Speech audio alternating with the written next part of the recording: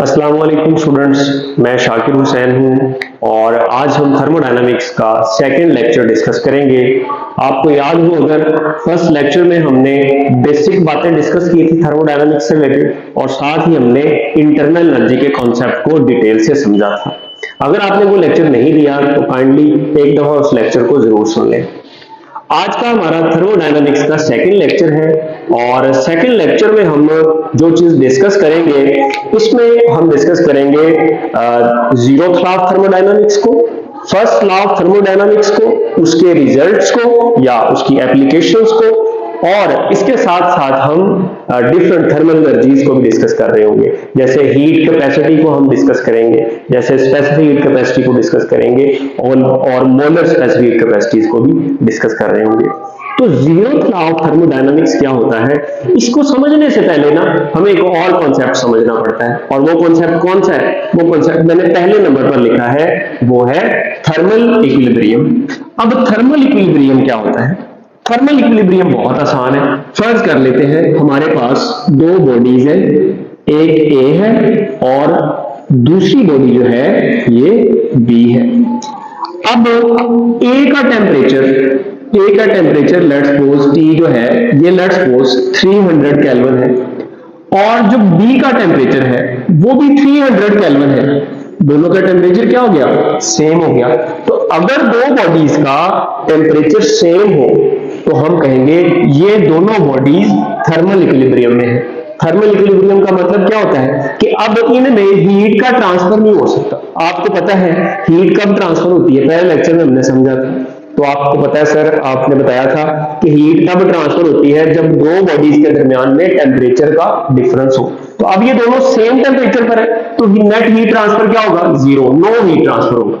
तो अब इन दोनों बॉडीज को हम कहेंगे they are at thermal equilibrium. तो देखिएगा मेरा डेफिनेशन बहुत आसान है। Two bodies are said to be in thermal equilibrium if they are at same temperature, यानी कि नो हीट ट्रांसफर नहीं होगी। ठीक हो गया जी? चलिए अब बात करते हैं जीरोथ लॉ ऑफ थर्मोडायनामिक्स क्या है। देखिए जीरोथ लॉ ऑफ थर्मोडायनामिक्स ये कहता है, फर्ज कर लेते हैं हमारे पास टू बॉडीज हैं, एक बॉडी ए है और दूसरी बॉडी जो है ये बी है। अब ए बॉडी और बी बॉडी दोनों की बात कर रहा हूं मैं, दोनों बॉडीज किसी तीसरी सी बॉडी के साथ थर्मल इक्विलिब्रियम में, यानी कि ए और C they are both at thermal equilibrium, यानी कि दोनों का टेम्परेचर क्या है? सेम है और बी और सी भी एट सेम टेम्परेचर है। ठीक है, सेम टेम्परेचर का क्या मतलब हुआ sir? They are at thermal equilibrium, यानी कि ए सी के साथ थर्मल इक्विलिब्रियम में और बी भी सी के साथ थर्मल इक्विलिब्रियम में। तो शायद ये कहता है जीरोथ लॉ में कि ए और बी भी फिर क्या होंगे? थर्मल इक्विलिब्रियम में होंगे। शाबाश, ये तो बहुत आसान बात होगी ना, बहुत आसान हलवा बात होगी। सर ये था जीरोथ लॉ? हाँ भाई यही था, ये भी बहुत बड़ा पहाड़ नहीं था। देखिए बात क्या कर रहा था, वो कह रहा था कि अगर टी ए बराबर हो टी सी के, यानी कि ए का टेम्परेचर सी का टेम्परेचर बराबर है, एंड टी बी बराबर हो टी बी बराबर हो टी सी के, तो फिर वो कह रहा है टी ए और टी बी भी क्या होंगे? बराबर होंगे। देन यहां मैं लिख देता हूं, देन टी ए बराबर क्या होगा? टी बी के। तो अब इसका मतलब ये हुआ कि जो नेट ट्रांसफर ऑफ हीट है वो क्या होगा? जीरो होगा। नेट ट्रांसफर ऑफ हीट वो क्या है? Net transfer of heat is zero. या यहां पर हम ये कह सकते हैं कि जो डेल्टा टी है हमारे पास वो क्या होगा? जीरो होगा, यानी कि टेम्परेचर में चेंज क्या होगा? जीरो होगा। अब ये जो इस जीरो क्लास में बड़ा इंपॉर्टेंट एमसीक्यू बन सकता है। जैसे मुझे जल्दी से बताएं, आपने पढ़ा था Newton first law gives us, तो आपने पढ़ा था एक डिफाइंड फोर्स, ठीक है, और फिर आपने पढ़ा था न्यूटन सेकंड लॉ तो उसमें आपने पढ़ा था कि मैयर्स फोर्स। तो इसी तरह से जो जीरोथ लॉ है ना, ये आपको इंट्रोड्यूस करवाता है टेम्परेचर के साथ। मैं यहां लिख देता हूं एक line, it introduces the concept of temperature. क्या मतलब हुआ, जब तीन बॉडीज थर्मल इक्विलिब्रियम में होंगी तो इसका मतलब ये है कि इन तीनों में एक चीज कॉमन है, और वो जो चीज कॉमन है वो क्या है, वो टेम्परेचर है। तो ये एमसीक्यू आ जाए कि zeroth law of thermodynamics gives us या इंट्रोड्यूस या गिव द कॉन्सेप्ट ऑफ, तो आप बता देंगे टेम्परेचर का कॉन्सेप्ट देता है। चलिए जी, अब हम ना जल्दी से बात कर लेते हैं हमारे नेक्स्ट जो पार्ट है, जो कि मेन आपका टॉपिक भी है एमडीकैट में, वो है फर्स्ट लॉ ऑफ थर्मोडायनामिक्स। बात करते हैं हम फर्स्ट लॉ ऑफ थर्मो का फर्स्ट लॉ क्या है? तो थर्मो का फर्स्ट लॉ बहुत आसान है, जरा समझिएगा, बहुत आसान बात है। फर्ज कर लेते हैं ये हमारे पास कोई सिस्टम है। सिस्टम क्या होता है बताया था ना? हाँ जी सर, आपने बताया था। लेकिन ये कोई सिस्टम है और इस सिस्टम के अंदर ना गैस फील्ड है, और उस गैस की कोई स्पेसिफिक इंटरनल एनर्जी है, लेट्स सपोज वो U1 है। अब आप क्या काम करते हैं, आप इस सिस्टम को ना हीट देते हैं, आप इसको हीट सप्लाई करते हैं, ठीक है। तो जब आप इसको हीट सप्लाई करेंगे ना, तो शायद फर्स्ट लॉ ऑफ थर्मोडायनामिक्स में ये कहता है कि heat supply to the system वो दो हिस्सों में बढ़ जाएगी। एक वो क्या काम करेगी, अगर ये पिस्टन है ना, ये मूवेबल हो, एक तो वो ये काम करेगी इस पिस्टन को मूव करवा देगी, ठीक है। पिस्टन को क्या करेगी, मूव करवा देगी। अब जब पिस्टन मूव करेगा तो वो डिस्प्लेसमेंट डेल्टा डी कवर करेगा। इसका मतलब हुआ कि इसमें वर्क डन किया है, आपने हीट दी और क्या काम हुआ है आपसे, आपने वर्क डन लिया, किससे, सिस्टम से। और क्या काम हुआ, साथ ही साथ इस सिस्टम की जो इंटरनल एनर्जी थी वो भी चेंज हो गई, U1 से क्या हो गई, U2 के इक्वल। तो अब इसकी डेफिनेशन बहुत आसान हो गई है। डेफिनेशन हम क्या लिख सकते हैं, हम लिख सकते हैं हीट सप्लाइड इज इक्वल, ये बराबर होगी किसके, to the sum of change in, मैं यू कह देता हूं, यू सर क्या है, इंटरनल एनर्जी, भाई आपको पता है, the sum of change in internal energy plus work done by the system, plus work done by system. क्या मतलब हुआ, मतलब बहुत आसान है मेरे बच्चे। ये देखें, आपने ये हीट क्यू दी इसको और वो बराबर किसके आ जाएगी, डेल्टा यू के प्लस वर्क डन की। ये कह रहा है कि आपने हीट सप्लाई की और वो किसमें, change in energy plus work done. अब यहां से अगर आप इंटरनल एनर्जी निकालना चाहें तो आप कैसे निकाल सकते हैं, इसी फॉर्मूला को लिख रहा हूं मैं। आप लिख सकते हैं delta U is equal to, ये इधर ही रहेगा, ये प्लस डब्ल्यू मेरा क्या हो जाएगा, माइनस क्यू माइनस डब्ल्यू। अब यहां से ना वेरियस क्वेश्चन बन सकते हैं, आपको हीट सप्लाई गिवन हो और work done by the system या ऑन द सिस्टम गिवन हो और चेंज इन इंटरनल एनर्जी निकालने के लिए है तो आप निकाल सकते हैं। और एक और बात, इसी फॉर्मूला में ना ये जो डेल्टा यू है ये किसके बराबर होगा, डेल्टा यू बराबर होगा UF माइनस UI के। UI क्या है, उसकी इनिशियल इंटरनल एनर्जी, और UF क्या है, इसकी फाइनल इंटरनल एनर्जी। तो इसकी जगह ना आप इस इक्वेशन को यूं भी लिख सकते हैं, इस इक्वेशन की बात हो रही है, ठीक है। इसको आप यूं भी लिख सकते हैं, Q is equal to UF minus UI plus W, ठीक हो गया। अब इनमें से आपने UF निकालना हो, UI निकालना हो, ये दोनों को आप आसानी से निकाल सकते हैं। लेकिन फिर मैं वही बात करूंगा, आपने एक बात याद रखनी है कि वो क्या कह रहा है, साइन कन्वेंशन बताई थी ना पिछले लेक्चर में कि अगर work done on the system हो तो इसको नेगेटिव लेंगे, work done by the system हो इसको पॉजिटिव लेंगे, heat added to the system हो उसको पॉजिटिव लेंगे, heat release from the system हो उसको नेगेटिव लेंगे, इंटरनल एनर्जी इंक्रीज करें इसको पॉजिटिव लेंगे, इंटरनल एनर्जी डिक्रीज करें इसको नेगेटिव लेंगे। ये सारी बातें आपको याद होनी चाहिए। अच्छा, अरे बड़ी मजे की बात है जो वेरी इंपॉर्टेंट है, और अगर आप पीएमडीसी का आपने सिलेबस देखा हो तो उसमें भी ये बात मेंशन है खुशी तौर पर। अब ये जो क्यू है ये क्या चीज है, हीट है ना, इसका यूनिट क्या होगा सर, इसका यूनिट है जूल, ठीक है, या कैलोरी। जूल में आप यहाँ लेंगे या कैलोरीज में लेंगे। अब ये डेल्टा यू क्या है सर, ये इंटरनल एनर्जी है, तो इसका यूनिट क्या होगा सर, इसका भी जूल। ये वर्क डन का यूनिट क्या है सर, इसका भी जूल। तो अब देखिए ये सारा आपको एनर्जी नहीं दे रहा, पूरी कोई किसकी है, एनर्जी की है बेसिकली। तो यहां से ना एक बड़ी इंपॉर्टेंट बात लिखते होते हैं कि first law of thermodynamics gives us the statement of, या हम ये कहते हैं it is the statement of law of conservation of energy in thermodynamics. या मैं यहां लिख देता हूं, इट इज अ स्टेटमेंट, ये एक स्टेटमेंट है, it is a statement of law of conservation of energy, किसमें, इन थर्मोडायनामिक्स, थर्मोडायनामिक्स में।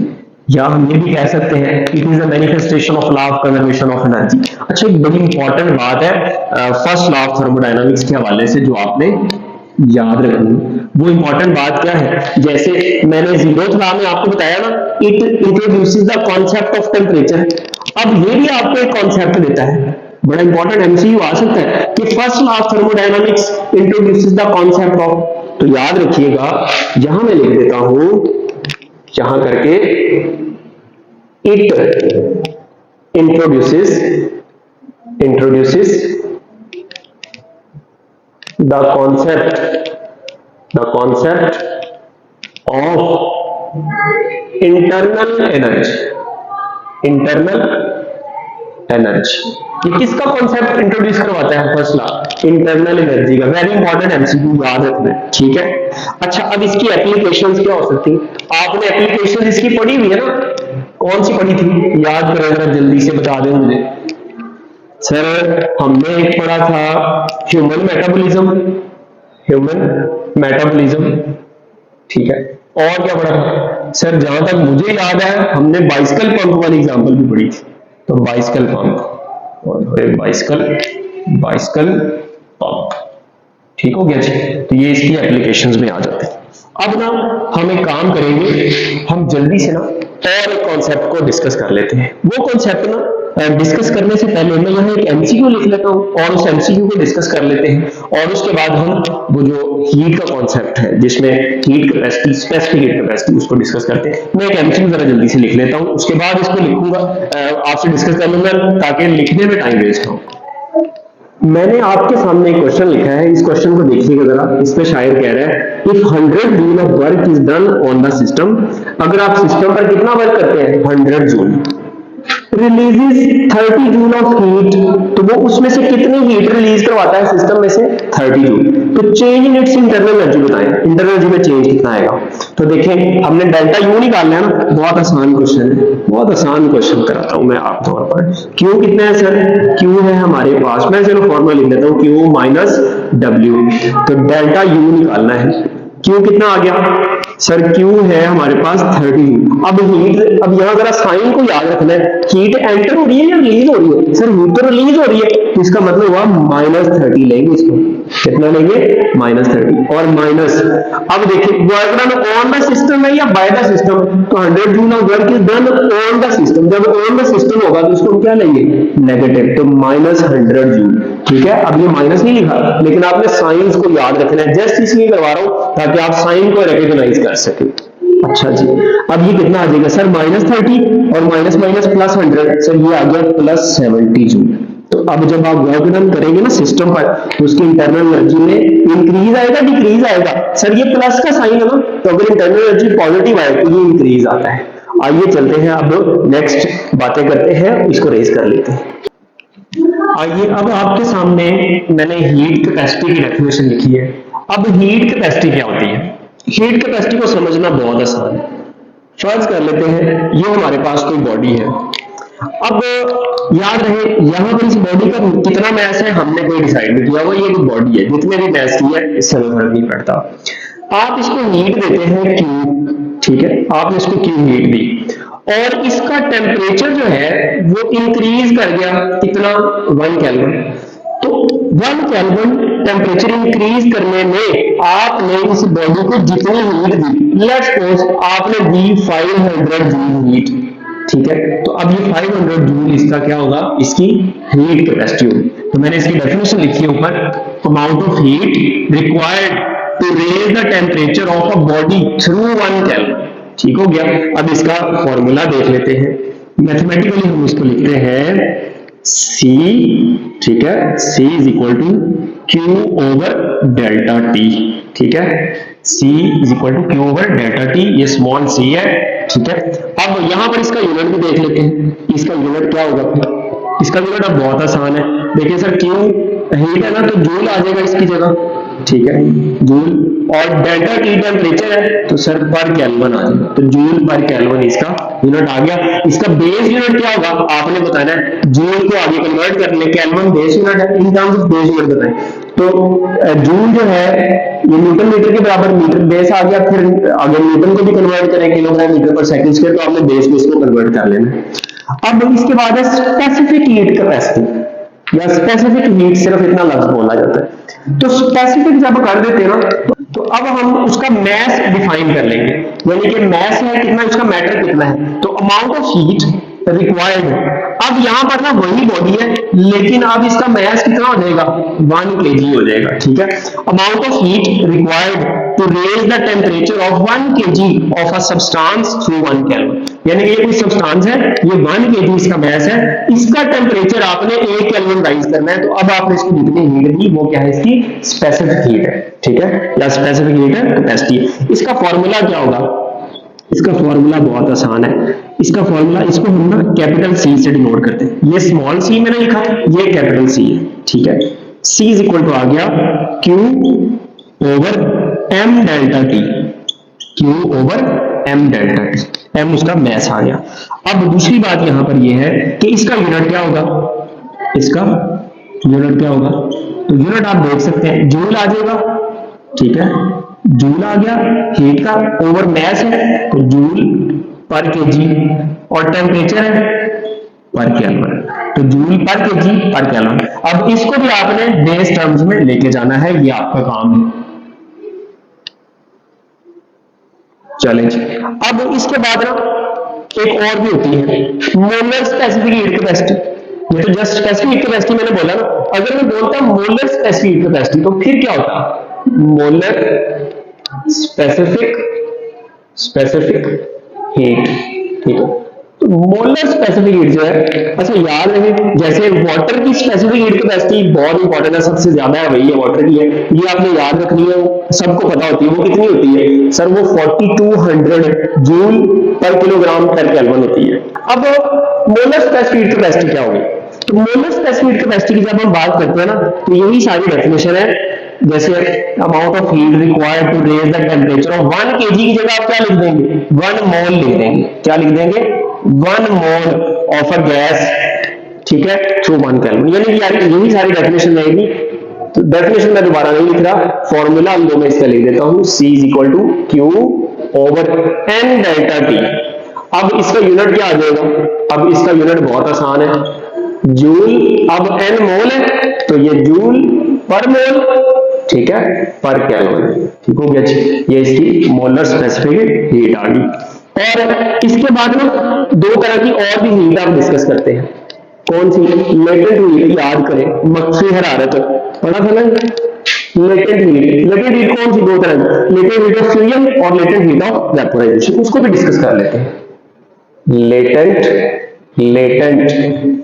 हीट ऑफ फ्यूजन, क्या मतलब है, मैंने इसका बताना मेरा, फ्यूजन का क्या मतलब होता है, शाबाश सर, फ्यूजन का मतलब होता है यहां पर पिघलाव। ठीक है, पढ़ा था ना आपने, पिघलाव की मख्फी हरारत, लेटेंट छुपी हुई हीट हरारत, पिघलाव की मख्फी हरारत, याद है कुछ, नहीं याद, चले कोई बात। लेटेंट हीट ऑफ फ्यूजन, पिघलाव की मख्फी हरारत। अब पिघलाव से आपको यहां से याद आ जाएगा कि अब इसमें किसी सॉलिड में पिघलना है, यानी कि मेल्ट होना है, और किसमें कन्वर्ट होना है, लिक्विड में। तो अब किसी सॉलिड को लिक्विड में कन्वर्ट होने के लिए हीट चाहिए ना, तो अब यहां पर इसकी डेफिनेशन बहुत आसान होगी।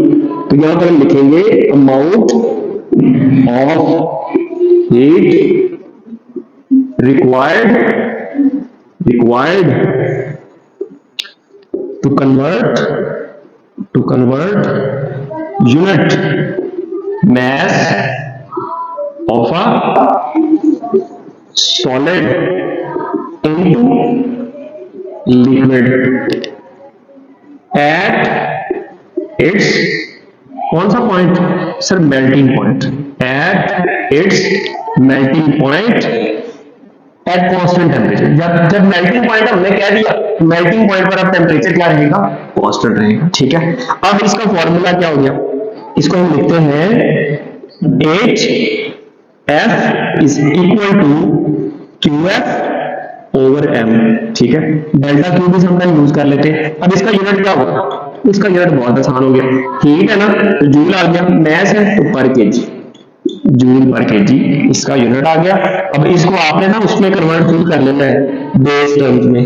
तो अब बात करते हैं लेटेंट हीट ऑफ वेपोराइजेशन की, latent heat of vaporisation.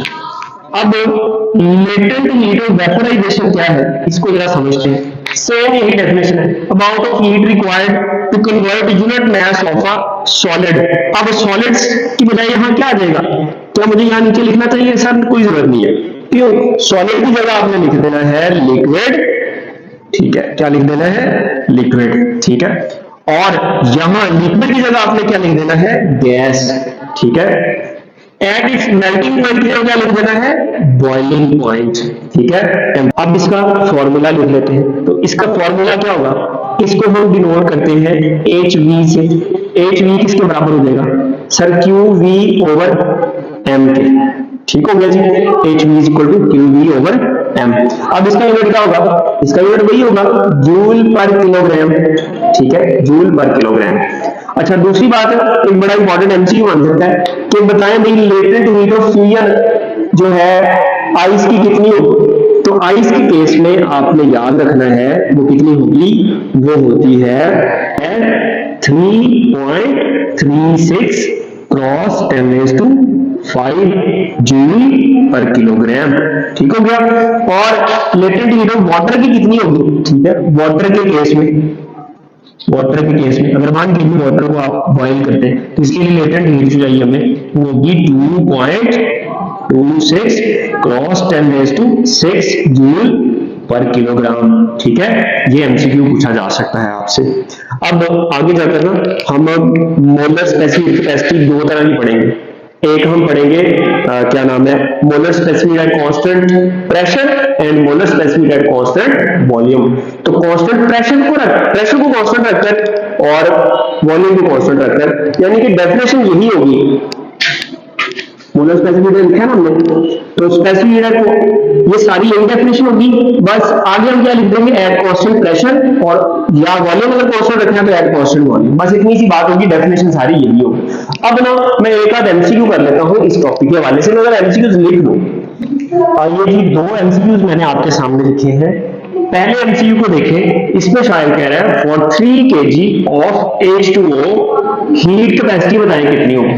Option लिखे हुए हैं आपके सामने, हीट कैपेसिटी आपने बनानी, आप इसको सॉल्व कर ले, मैं आपको सॉल्व करके दे देता हूं, आप पास करके वीडियो को सॉल्व कर सकते हैं।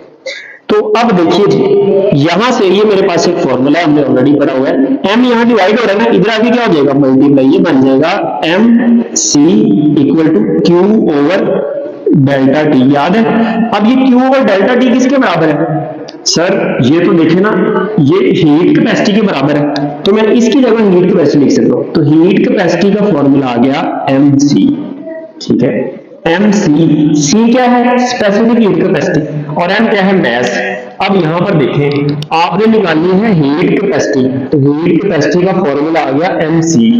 m कितना है सर, 3 kg, और c कितना है याद है, और भाई अभी तो मैंने बताया था कि वाटर के केस में जो स्पेसिफिक हीट कैपेसिटी होती है वो कितनी होती है, वो सर होती है 4200 जूल पर किलोग्राम पर केल्विन। तो यहां मैं लिख देता हूं 4200।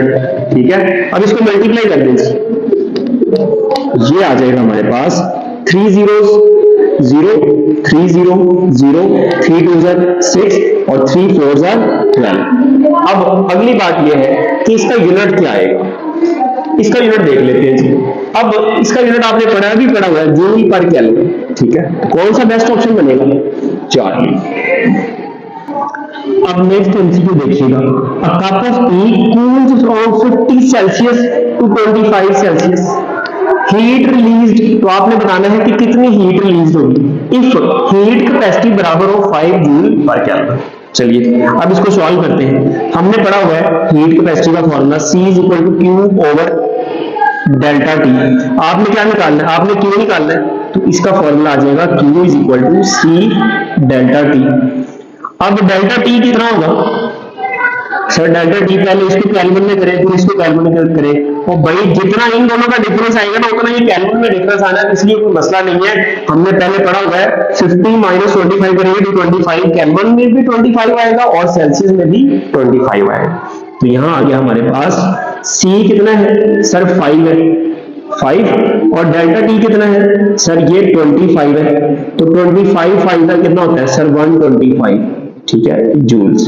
कौन सा ऑप्शन बनेगा? सर ऑप्शन बन गया बीटा। चलिए जी, अब ना हम बात कर लेते हैं रिजल्ट्स की, किसके? First law of thermodynamics. आइए अब हम डिस्कस करते हैं different applications of first law of thermodynamics. अब फर्स्ट लॉ ऑफ थर्मोडायनामिक्स की 4 तरह की एप्लीकेशंस को हम डिस्कस करेंगे, और वो 4 प्रोसेस जो है हमारे पास वो है isothermal process, adiabatic process, isochoric process और आइसोबैरिक प्रोसेस।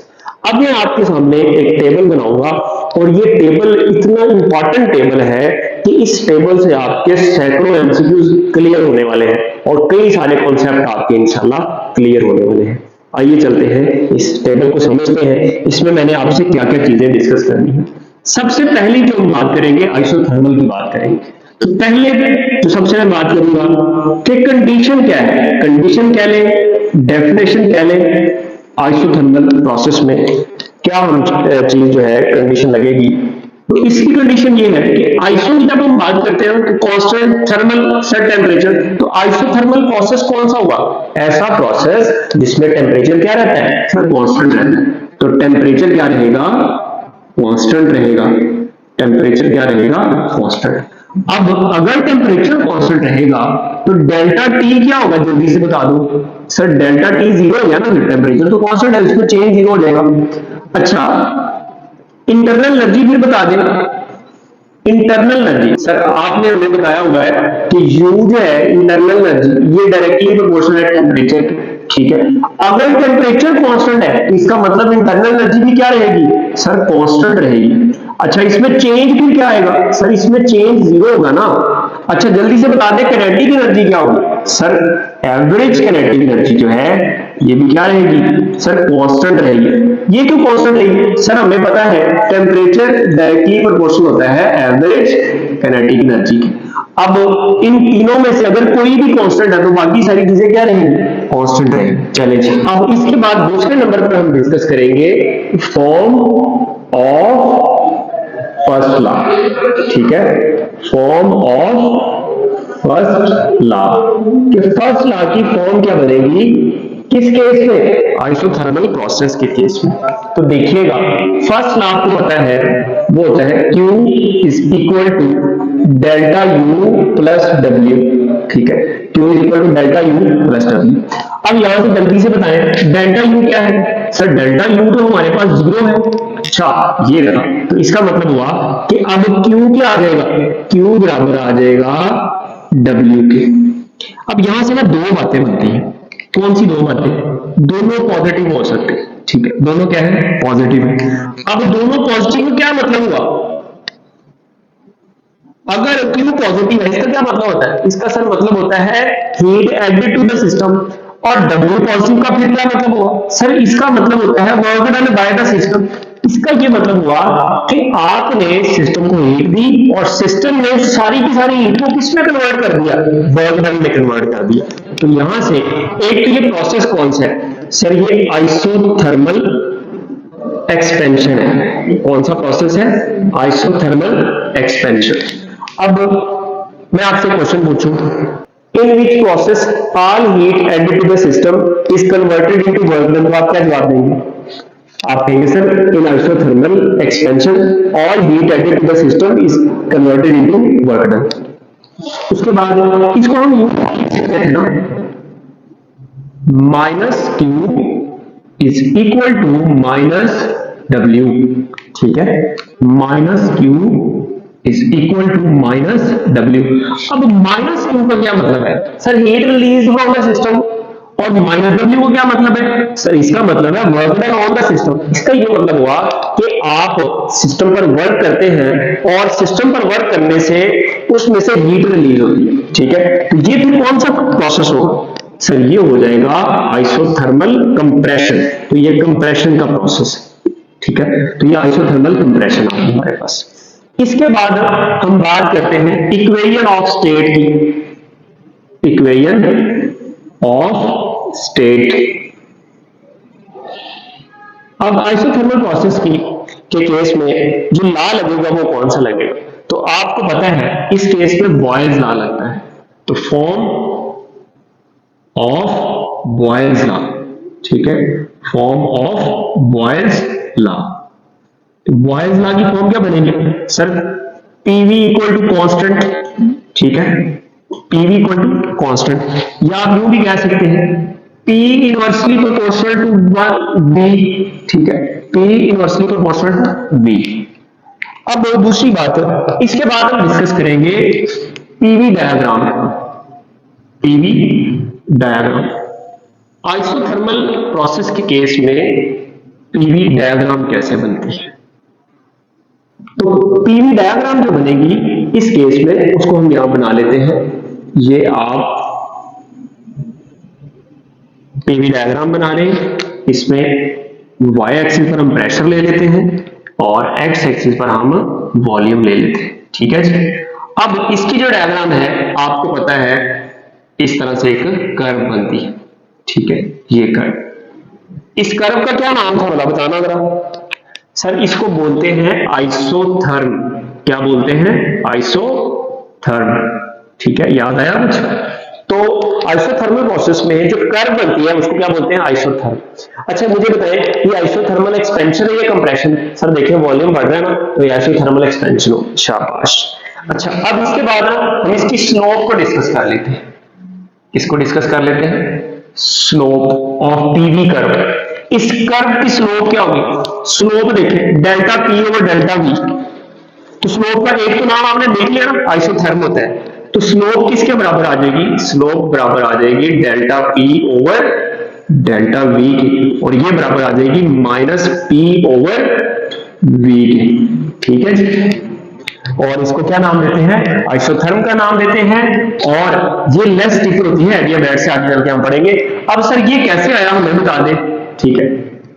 अब एक्चुअली ये जो रिलेशन है ना delta P over delta V equal to minus P over V, ये डेरिवेशन से आता है। मैं आपको थोड़ा सा यहाँ बता देता हूँ। डेरिवेशन वैसे आप लोग नहीं करते होते हैं, जो इंजीनियरिंग के स्टूडेंट है वो करते होते हैं। जस्ट आपकी इंफॉर्मेशन के लिए मैं आपको ये बता देता हूँ। आप डिफरेंशिएट करते हैं पीवी को, ये देखिए पीवी इक्वल टू क्या है, कांस्टेंट, तो दोनों तरफ आपने डिफरेंशिएट कर दिया। अब इस पर प्रोडक्ट नहीं लगेगा, first function as it is, derivative of second function DV आ गया, plus second function as it is, volume as it is, और derivative of first function equal to constant का डेरिवेटिव क्या होता है सर, जीरो होता है, याद रखिए। अब ध्यान देखिए हमने क्या काम करना है, हम इसको राइट पर ले जाते हैं या फिर इसको राइट पर ले जाते हैं, किसी एक को राइट पर ले जाए, हम इसको राइट पर ले जाते हैं, ठीक है। ये आ जाएगा हमारे पास v dt equal to minus p dv, ठीक हो गया। अब यहां से देखिएगा जरा, अब क्या काम करने वाले हैं, अब बहुत आसान काम है। अब आपने dp ओवर dv एक तरफ कर लेना है, dp ओवर dv इक्वल क्या आ जाएगा, माइनस ऐसे, और ये p है और ये v दोनों मल्टीप्लाई करके आ जाएगा डिवाइड। तो ये देखिए dp ओवर dv इक्वल क्या आ गया, माइनस p ओवर v। तो यही बात हमने ऊपर लिखी है, ये देखिए delta P over delta we किसके बराबर है, माइनस पी ओवर वी के। ये जस्ट आपकी इंफॉर्मेशन के लिए एमसीक्यू आ सकता है, इसलिए आपको याद रखना है। अच्छा जी, अब इसके बाद हम बात कर लेते हैं स्लोप के बाद specific heat, specific heat. Specific heat. अब जो स्पेसिफिक हीट है उसका आपने फॉर्मूला पढ़ा हुआ है, C बराबर क्या होता है sir, Q over M delta T, ठीक है, तो Q over M delta T।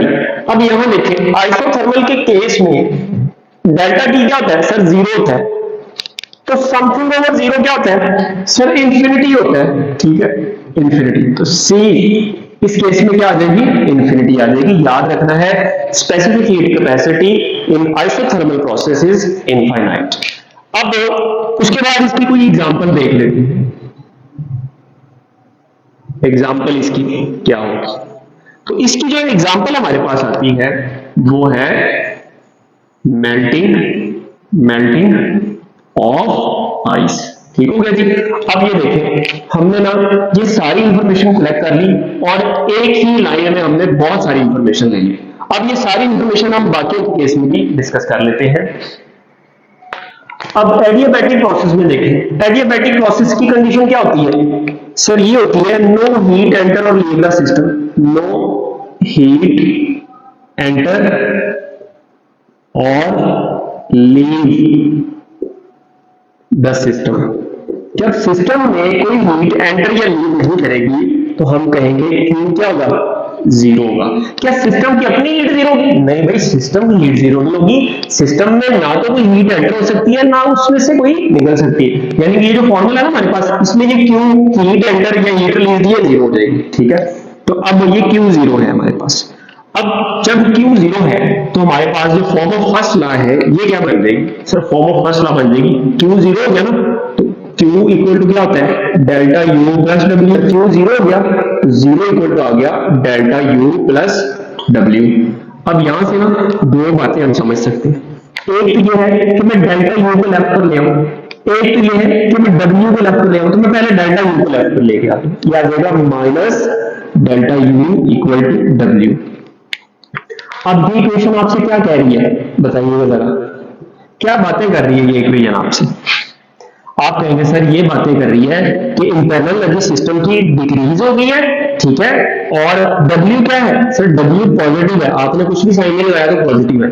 अब W पॉजिटिव का मतलब है work done by the system, मतलब सिस्टम वर्क डन कर रहा है, और डेल्टा U नेगेटिव का मतलब है इंटरनल एनर्जी डिक्रीज कर रही है। तो हम यहां से ये समझ सकते हैं कि जो सिस्टम है वो वर्क डन कर रहा है on the behalf of its internal energy. अब जब इंटरनल एनर्जी डिक्रीज करेगी तो टेम्परेचर क्या करेगा सर, टेम्परेचर भी डिक्रीज करेगा, टेम्परेचर भी क्या करेगा, डिक्रीज करेगा, याद है, ठीक हो गया। अब दूसरी बात जो हम यहां से डिस्कस कर सकते हैं, ये एडियाबैटिक एक्सपेंशन है या कंप्रेशन है। सर देखिए ना, work done by the system है तो एक्सपेंशन होगी ना, तो ये क्या है एडियाबैटिक एक्सपेंशन, यहां मैं लिख देता हूं एडियाबैटिक एक्सपेंशन। दूसरा केस जो मैं यहां से बना सकता हूं इस वाले फॉर्मूला से, वो ये है कि प्लस W को लेफ्ट पर ले आए, ये बन जाएगा minus W equal to plus delta U, ठीक हो गया जी, minus W equal to plus delta U। ये इक्वेशन क्या कह रही है सर, ये कह रही है कि इंटरनल एनर्जी इंक्रीज होगी और work done on the system होगा। जब work done on the system होगा तो इसकी इंटरनल एनर्जी इंक्रीज करेगी, तो अब इसको हम क्या बोलेंगे, एक्सपेंशन बोलेंगे, कंप्रेशन बोलेंगे सर, ये एडियाबैटिक कंप्रेशन, ठीक हो गया। टेम्परेचर इंक्रीज करेगा डिक्रीज करेगा सर, इंटरनल एनर्जी इंक्रीज की है तो टेम्परेचर भी क्या करेगा, इंक्रीज करेगा, टेम्परेचर भी क्या करेगा, इंक्रीज करेगा इस केस में, ठीक हो गया जी। अब इक्वेशन ऑफ स्टेट क्या बनेगी, तो इस केस में जो फॉर्म ऑफ बॉयल्स लॉ है, फॉर्म ऑफ बॉयल्स लॉ, ठीक है, तो बॉयल्स लॉ की फॉर्म हमारे पास आ जाती है PV gamma is equal to constant, ठीक है, PV gamma equal to constant या T inversely proportional to V gamma. अब इसका ग्राफ कैसा बनेगा, तो इसका ग्राफ बना लेते हैं जी। इसका ग्राफ बहुत आसान है जी, देखिए यहां हम प्रेशर ले लेते हैं और यहां हम वॉल्यूम ले लेते हैं। अब आपको याद होगा इसका ग्राफ मोर स्टीपर बनता है। अब मोर स्टीपर क्यों बनता है, ये गैमा की वजह से। अब आपको पता है गैमा की वैल्यू क्या होती है, ग्रेटर देन 1 होती है ना। अगर आपको याद हो मोनो के लिए गैमा की वैल्यू क्या थी सर 1.67 या 5/3, और डाया के लिए क्या थी सर 1.4, और पोली के लिए क्या थी सर 1.29। तो आप समझ सकते हैं कि गैमा की वैल्यू हमेशा ग्रेटर देन 1 होगी। तो जब ये ग्रेटर देन 1 है, यहां देखें इस केस में 1 की वैल्यू, तो इस केस में ग्रेटर देन 1 है, तो इसलिए ये ज्यादा स्टीपर हो जाएगा। अब इसको हम एक नाम भी देते थे, इस कर्व को क्या नाम देते थे सर, इसको एडियाबैट कहते थे। क्या कहते थे, एडियाबैट। ठीक है जी, ये बातें याद रखनी। अब इसकी स्लोप बताएं तो delta P over delta we, slope को एक तो नाम बता दिया ना हमने क्या होता है, तो स्लोप इसकी आ जाएगी हमारे पास delta P over delta V equal to minus gamma P over V. अब आप फिर कहेंगे सर ये कैसे आया, तो भाई मैंने पहले डेरिवेशन आपको करके दिखाई है कैसे आता है। तो अब ये गैमा जो है ना यहाँ पर, ये गैमा फिर शुरू में आ जाता है माइनस पी ओवर वी आ गया। ठीक हो गया जी। अब हम यहाँ ये कह सकते हैं it is more steeper than isotherm. ये आइसोथर्म के मुकाबले में ज्यादा स्टीपर है। ठीक हो गया जी। अब स्पेसिफिक हीट क्या होगी, तो स्पेसिफिक हीट का वही formula C is equal to Q over M delta T. अब Q क्या है सर, Q 0 है, तो 0 ओवर समथिंग क्या होता है सर 0, तो स्पेसिफिक हीट क्या आ गई 0 आ गई। तो अब आपने याद रखना है कि एडियाबैटिक के केस में जो स्पेसिफिक हीट है वो क्या होती है सिस्टम की 0 हो जाती है। ठीक हो गया जी। अब उसके बाद इसकी एग्जांपल क्या है, तो इसकी एग्जांपल हम देख लेते हैं। इसकी एग्जांपल क्या हो सकती है, आपने पढ़ा होगा क्लाउड फॉर्मेशन। ठीक है, क्लाउड फॉर्मेशन, या आपने पढ़ा है कि बर्स्ट ऑफ टायर। ठीक है, या आपने पढ़ा हुआ है propagation of sound through air, propagation of sound through air. ठीक है, हवा में से साउंड की प्रोपगेशन हमने पढ़ा था ना लास्ट लेक्चर में, शाबाश। अब लोग बात करते हैं जल्दी से आइसोकोरिक प्रोसेस। आइसोकोरिक प्रोसेस की कंडीशन क्या है, तो जब कोरिक है ना, इसका मतलब है इसका वॉल्यूम क्या रहेगा, कांस्टेंट रहेगा। ठीक है, तो जब वॉल्यूम कांस्टेंट रहेगा तो डेल्टा वी क्या हो जाएगा 0। अब वर्क डन किसके तहत सर, पी डेल्टा वी 0, तो इसका मतलब वर्क डन क्या हो गया 0। ये सारी कंडीशन आपने याद रखनी। अब उसके बाद फॉर्म ऑफ फर्स्ट लॉ क्या बनेगी, अब वर्क डन 0 हो गया तो Q इज इक्वल टू क्या आ जाएगा sir, Q is equal to आ जाएगा डेल्टा U के। ठीक है जी। तो अब मैं आपसे अगर सवाल पूछूं कि भाई वो कौन सा प्रोसेस है जिसमें all heat added to the system is converts into internal energy, तो आप कहेंगे सर ये आइसोकोरिक प्रोसेस होता है जिसमें सारी की सारी हीट उसमें कन्वर्ट हो जाती है उसकी इंटरनल एनर्जी में। जैसे ऊपर हमने पढ़ा था कि वो कौन सा प्रोसेस होता है जिसमें all heat added to the system convert हो जाती है वर्क डन में, वो हमने देखा वो आइसोथर्मल प्रोसेस था। सिमिलरली ये भी है। ठीक, इसके बाद अब हम बात कर लेते हैं इक्वेशन ऑफ स्टेट की। तो अब यहां पर देखें कौन कांस्टेंट रहना है, वॉल्यूम कांस्टेंट रहना। तो जब वॉल्यूम कांस्टेंट रहेगा तो P V equal to nRT हो गया ना। तो अब वॉल्यूम कांस्टेंट रहा तो P डायरेक्टली प्रोपोर्शनल टू क्या हो गया T के, तो P over T equal to क्या आ जाएगा कांस्टेंट के, यानी कि यहां पर कौन सा लॉ लगेगा, प्रेशर लॉ। ठीक है जी, प्रेशर लॉ। ओके हो गया जी, P over T equal to constant. अब इसकी पीवी डायग्राम कैसे बनेगी, तो पीवी डायग्राम भी इसकी बना देते हैं। हमारे पास ये प्रेशर है, ये वॉल्यूम है। अब यहाँ वॉल्यूम में क्या रहना है सर, कांस्टेंट रहना है। तो जब वॉल्यूम में कांस्टेंट रहना है तो इसका जो ग्राफ बनेगा वो एक स्ट्रेट लाइन बनेगा अलोंग द प्रेशर एक्सिस। ठीक है, प्रेशर एक्सिस की तरह। अब इसकी स्लोप क्या होगी, देखिए delta P over delta we है ना, स्लोप क्या है delta P over delta we. अब क्या वॉल्यूम में चेंज आ रहा है, डेल्टा वी क्या है 0, समथिंग ओवर 0 क्या होता है इन्फिनिटी। ठीक है, वैसे भी स्लोप का आपको पता है स्लोप किसके बराबर होती है, स्लोप बराबर होती है सर tan थीटा के। थीटा कितना है सर, थीटा है 90 डिग्री, तो tan 90 कितना होता है इन्फिनिटी। ठीक है, तो अब ये देखेंगे इनफाइनाइट स्लोप है मैक्सिमम, तो स्लोप इसकी इनफाइनाइट है। स्पेसिफिक हीट इसकी क्या होगी, तो कांस्टेंट वॉल्यूम है ना, तो आपने पढ़ा हुआ है CV होती है। स्पेसिफिक कांस्टेंट वॉल्यूम, ठीक है। और उसके बाद इसकी एग्जांपल क्या हो सकती है, एटमॉस्फेरिक चेंजेस, ठीक है। और अब इसके बाद आइसोबैरिक प्रोसेस की बात करते हैं। आइसोबैरिक प्रोसेस क्या होता है? आइसोबैरिक में आपको पता है प्रेशर क्या रहता है, कांस्टेंट रहता है, वेरी इंपॉर्टेंट इंफॉर्मेशन। अब जब प्रेशर कांस्टेंट रहेगा तो डेल्टा पी क्या हो जाएगा, डेल्टा पी जीरो, ठीक है। अब यहां पर जो फर्स्ट लॉ है वो अपने फुल फॉर्म में होगा, P is equal to delta U plus W, ठीक है। और इसके बाद जो इक्वेशन ऑफ स्टेट बनेगी, अब इसमें प्रेशर कांस्टेंट रहा तो जब P कांस्टेंट रहता है तो आपको पता है चार्ल्स लॉ होता है, चार्ल्स लॉ। अब वो क्या होता है सर, वो होता है V over T equal to constant, ठीक है जी, V directly proportional to T। अब इसकी पीवी डायग्राम कैसे बनेगी, यहां हमने प्रेशर ले लिया और यहां हमने वॉल्यूम ले लिया। अब इसकी जो पीवी डायग्राम है देखिए, प्रेशर को हमने क्या रखना है, कांस्टेंट, तो अलोंग द वॉल्यूम एक्सिस, ठीक है, straight line along the volume axis. अब इसकी जो स्लोप है वो क्या है, इसकी slope delta P over delta we, ठीक है। तो delta P over delta we, जल्दी से बताएं, प्रेशर में कोई चेंज आ रहा है, प्रेशर में चेंज क्या है, जीरो, तो जीरो ओवर समथिंग क्या हो जाएगी, जीरो, तो इसकी स्लोप क्या होगी, जीरो। वैसे भी आप देख सकते हैं ये बिल्कुल स्ट्रेट लाइन है, हॉरिजॉन्टल स्ट्रेट लाइन है, तो क्या स्लोप है सर, स्लोप जीरो है, शाबाश। अब इसकी स्पेसिफिक हीट क्या है, तो इसकी स्पेसिफिक हीट देखते हैं। आपको पता है इसको हम सीपी बोलते हैं और आगे जाके हम वो पढ़ेंगे भी, CP is greater than CV, ठीक है, या CP minus CV equal to R, ठीक है ना, वो सारी बातें आपको पता हो। अब इसकी एग्जांपल क्या हो सकती है, तो इसकी एग्जांपल बड़ी इंपॉर्टेंट है, बॉइलिंग ऑफ वाटर, ठीक हो गया। ले जी, ये सारी बातें हमने की। अब ना एक आध एमसीक्यू डिस्कस करते हैं और अपने टॉपिक को खत्म करते हैं आज के टॉपिक। अच्छा, नया बोर्ड लिखने से पहले मैं आपके साथ एक एमसीक्यू डिस्कस करता चला जाऊं। अब क्वेश्चन है, more work is done during expansion, expansion में किस प्रोसेस में ज्यादा वर्क डन होता है, तो चार प्रोसेस हमने पढ़े हैं ना, तो अब उनमें से बताइएगा ज्यादा वर्क डन किस केस में होगा। तो हम इसको एक्सपेंशन देख लेते हैं फ्रॉम सेम पॉइंट।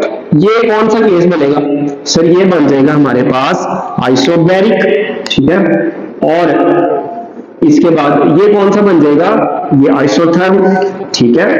और इससे थोड़ी सी स्टीपर जो है वो कौन सा बन जाएगा सर, ये बन जाएगा हमारे पास एडियाबैटिक। और ये कौन सा बन जाएगा, ये बन जाएगा सर हमारे पास आइसोकोरिक, ठीक है। नाम दे देता हूं मैं, ये कौन है, ये आइसोबैरिक है, और ये कौन है, ये आइसोथर्म है, और ये कौन है, ये एडियाबैट है, ठीक है, एडियाबैट यानी कि एडियाबैटिक प्रोसेस है। और ये कौन सा वाला है, ये आइसोकोरिक है, ठीक है, आइसोकोरिक। अच्छा जी, अब बताएं किस केस में वर्क डन ज्यादा होगा। सर अब तो बहुत आसान हो गया ना, जिसके नीचे एरिया ज्यादा होगा उसके केस में वर्क डन ज्यादा होगा। तो सर अब आप देखिए, ये रेड के नीचे सबसे ज्यादा एरिया आ रहा है, इसका मतलब हुआ W आइसोबैरिक, ये सबसे ज्यादा है।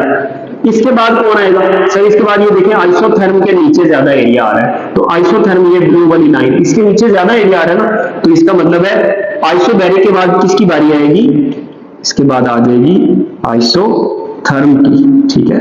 तो आइसोथर्म, अब इससे भी ज्यादा किसका वर्क डन होता है, मतलब इससे कम, तो इसका जो आइसोथर्म का है वो एडियाबैट से भी ज्यादा होता है। आप देखिए, ये देखिए इसके नीचे सबसे कम एरिया आ रहा है, तो ये आ गया एडियाबैट, एडियाबैट।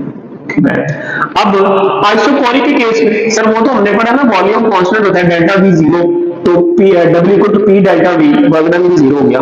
तो इस केस में ना आइसोकोरिक के केस में, आइसोकोरिक केस में वर्क डन जीरो होता है, तो उसको मैं यहां लिखता ही नहीं, बस ये आपने याद रखना है।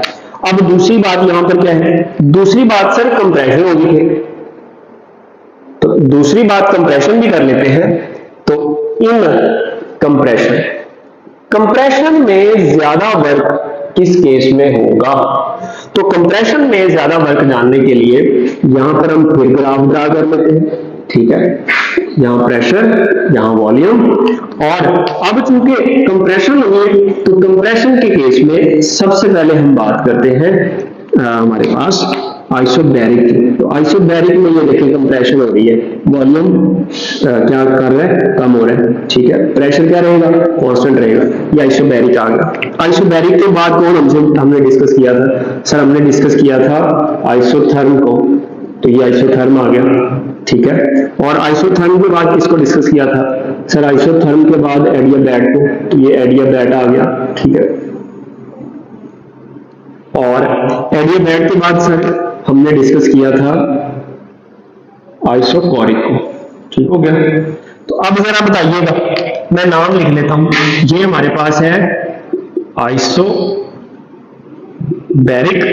ये वाला, और ये कौन है, ये है आइसोथर्म, ठीक है। और ये कौन है, ये है एडियाबैट, और ये कौन है, आइसोकोरिक। तो अब जरा बताइएगा किस केस में वर्क डन ज्यादा होगा सर, आइसोकोरिक में तो वर्क डन 0 हो गया ना, आइसोकोरिक में यही बात है, इसको दोबारा नहीं डिस्कस करना। तो अब देखिए नीचे, अब एरिया सबसे ज्यादा किसके आ रहा है सर, सबसे ज्यादा एडियाबैटिक के केस में आ रहा है, तो इसका मतलब हुआ अब वर्क डन एडियाबैट के केस में ज्यादा होगा, एडियाबैटिक प्रोसेस में वर्क डन क्या होगा, ज्यादा होगा। किससे सर, उसके बाद आ रही है आइसोथर्म, तो आइसोथर्म से, ठीक है। और इसके बाद किससे सर, उसके बाद आ रहा है हमारे पास आइसोबैरिक, तो W आइसोबैरिक, ओके हो गया जी। तो अब ये आपने याद रखना है, एक्सपेंशन में क्या होता है और कंप्रेशन में क्या होता है, एमसीक्यू पूछा जा सकता है। अब मैंने आपके सामने 2 एमसीक्यूज लिखे हैं, लेकिन 2 एमसीक्यूज से पहले ना एक छोटी सी इंपॉर्टेंट बात है, limitation of first law of thermodynamics के हवाले से, वो भी आप याद रख लीजिएगा। तो फर्स्ट लॉ ऑफ थर्मोडायनामिक्स की लिमिटेशंस क्या है, it does not indicate the direction of heat transfer, यानी कि फर्स्ट लॉ तो ये नहीं बताएगा कि किस डायरेक्शन में हीट ट्रांसफर होगी। और क्या इसके लिमिटेशन है, does not tell about the condition, ये उस कंडीशन के बारे में नहीं बताता, कौन सी condition, under which heat can be transform into work, कि किस कंडीशन के तहत जो हीट है वो वर्क में कन्वर्ट होगी, ये इसके बारे में नहीं बताता। और जो इंपॉर्टेंट, सबसे इंपॉर्टेंट पॉइंट है वाई, ये भी नहीं बताता कि why whole of heat energy can not be converted into mechanical work, ठीक है। तो सारी की सारी हीट एनर्जी जो है मैकेनिकल वर्क में क्यों नहीं कन्वर्ट हो सकती, तो ये इसकी लिमिटेशंस हैं फर्स्ट लॉ ऑफ थर्मोडायनामिक्स की। अब जरा जल्दी से आ जाते हैं एमसीक्यूज की तरफ। एमसीक्यू नंबर 1 में शायर आपसे कह रहा है, a monoatomic gas compressed to 1/8 of its initial volume, ठीक है। मोनोएटॉमिक गैस को आपने कितना कंप्रेस किया, 1/8 इसके इनिशियल वॉल्यूम के मुकाबले में, यानी कि V2 जो है फाइनल वॉल्यूम वो कितना हो जाएगा, V1/8, ठीक है, V1/8। अब फिर वो क्या कह रहा है, एडियाबैटिकली, आपने एडियाबैटिकली कंप्रेस किया, प्रेशर विल इंक्रीज बाय, तो बताएं प्रेशर कितने टाइम इंक्रीज कर जाएगा। ऑप्शन आपके सामने लिखे हुए हैं, आप इसको सॉल्व करें। तो एडियाबैटिक केस में तो हमें पता है P1 V1 गैमा बराबर आ जाएगा P2 V2 गैमा, ठीक है। अब यहां पर हम V2 गैमा की वैल्यू पुट कर देते हैं, ये आ जाएगा P1 V1 gamma equal to P2 V2 gamma की जगह क्या आ जाएगा, V1/8 होल पावर गैमा वैसे ही रहेगा, तो ये आ जाएगा P1 V1 gamma equal to P2 और V1 गैमा ओवर 8 की पावर गैमा, ठीक है, ये बात याद रहे, ये गैमा दोनों की पावर है।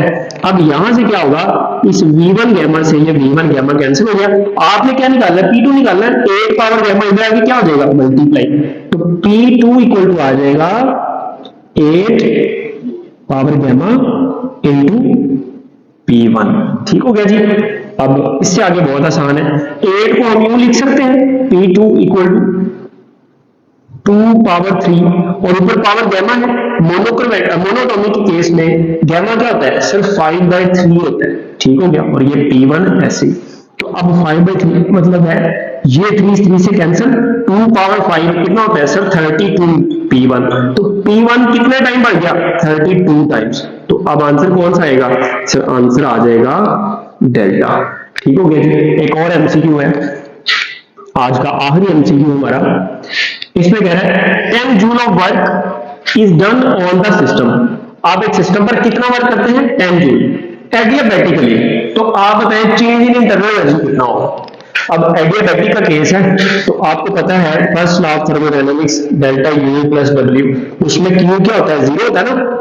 अगर आपने डेल्टा यू निकालना है तो डेल्टा यू बराबर आ जाएगा प्लस डब्ल्यू किधर है माइनस डब्ल्यू, तो अब इसमें वैल्यू पुट करेंगे तो आप ये डेल्टा यू निकाल लेंगे, डेल्टा यू इक्वल टू आ जाएगा माइनस, अब डब्ल्यू की जगह कितना पुट करेंगे 10 joule, work is done on the system, जब ऑन द सिस्टम हो तो उसको क्या लेंगे नेगेटिव, तो ये -10 हो जाएगा। ठीक है, तो अब -10 प्लस माइनस प्लस -10 कितना हो जाएगा +10, तो +10 जूल इंटरनल एनर्जी कितनी चेंज हो जाएगी +10 जूल, यानी कि इंटरनल एनर्जी 10 जूल बढ़ जाएगी उसकी, तो ऑप्शन बीटा। अब यही सवाल मैं आपसे इस तरह से पूछ लेता हूं, एडियाबैटिकली की जगह मैं पूछ लेता हूं आइसोथर्मली, आइसोथर्मली। अब यही ऑप्शन है, अब बताएं आप कौन सा ऑप्शन टिक करेंगे। सर देखें ना, अब चेंज इन इंटरनल एनर्जी पूछ रहे हैं, तो change in internal energy isothermal के केस में हमने पढ़ा कि टेम्परेचर कांस्टेंट होता है, temperature constant internal energy constant, तो डेल्टा यू क्या होता है 0, तो सर इस केस में आ जाएगा डेल्टा। ओके हो गया। ले स्टूडेंट्स, ये लेक्चर था आपके सामने, हमने बड़ी डिटेल में डिस्कस किया 0th लॉ को, फर्स्ट लॉ ऑफ थर्मोडायनामिक्स को और डिफरेंट हीट एनर्जीज को। तो आई होप कि आपको ये लेक्चर समझ आया होगा, तो दुआ में याद रखिएगा। Thank you very much, Allah Hafiz.